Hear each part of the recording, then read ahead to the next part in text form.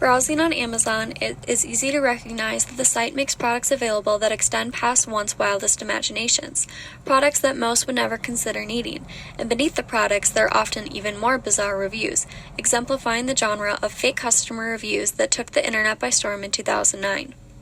Within the introduction of their book, The Ambivalent Internet, Milner and Phillip make note of an example of a fake customer review, which largely sparked the initiation for the genre entirely. Beneath the 3 Wolf Moon t-shirt posted by the company The Mountain, a famed reviewer told an imaginative, bizarre series of events that followed from wearing the shirt as he made his way from his trailer park to the neighborhood Walmart.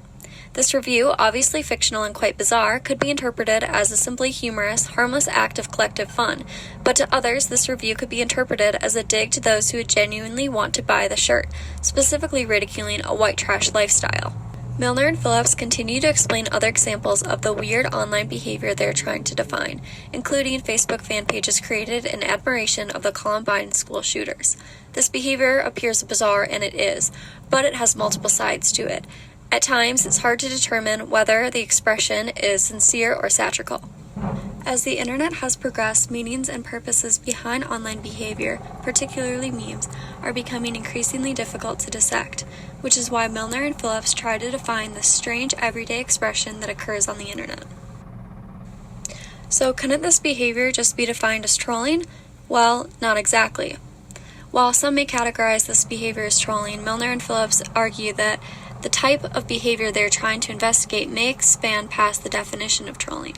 According to Hopkinson's research, trolling is defined as the posting of incendiary comments with the intent of provoking others into conflict.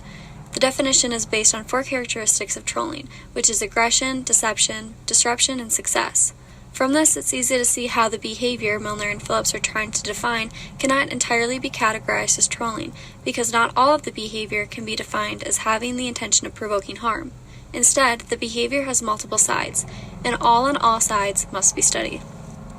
They decide on the word ambivalent to define expression on the internet, in turn coining the phrase the ambivalent internet. Essentially, ambivalence can be defined as simultaneously and contradictory attitudes or feelings towards something or someone. So, the ambivalent internet works to define the everyday expression on the internet that is often seen as weird, but cannot be defined in one specific way or made out to accomplish one particular purpose. The ambivalent internet includes eccentric, fake Amazon reviews, fan pages for school shooters, and Twitter responses that one person could perceive as weird while another may consider normal, or one person considers inconsequential while another considers meaningful, or that one person considers hateful and another one may consider blameless. Most often, the content they are trying to define can be identified as weird, poorly made, bizarre, and/or ambiguous. Milner and Phillips note that ambivalent behavior on the internet incorporates tensions between opposites because this type of behavior can simultaneously be antagonistic and social, creative and disruptive, and humorous and barbed. Expression on the internet often has multiple sides. For example, the Amazon review of the 3 Wolf t-shirt can be perceived as harmless collective fun, humoring the bizarrety of the product, or a jab at those who genuinely take interest in the shirt, exposing classic stereotypes. In this case, both of the perceptions are valid, which helps to illustrate why the behavior is ambivalent. Although this behavior is not necessarily new, it is new in the sense that it is now publicized through the virtual public sphere, which is the internet.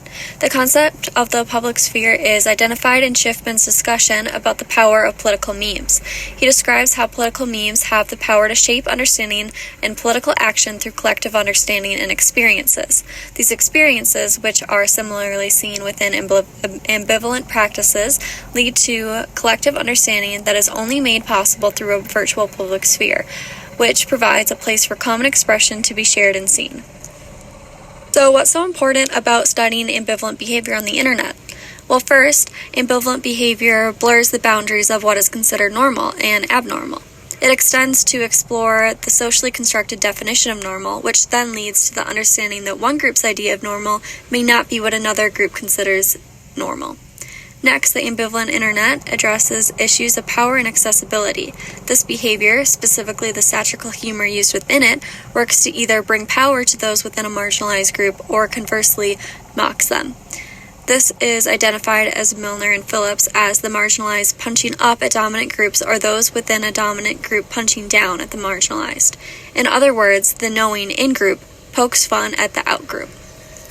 The internet is vast, and within it, endless amounts of odd behavior can be seen in the crooks and corners of online spaces. Within these spaces, seemingly weird or abnormal behavior take form, making much of online behavior. This part of the internet can be defined as the ambivalent internet. While it may seem mundane, this ambivalent behavior helps facilitate and shape dialogue and further reveals what societal norms truly represent.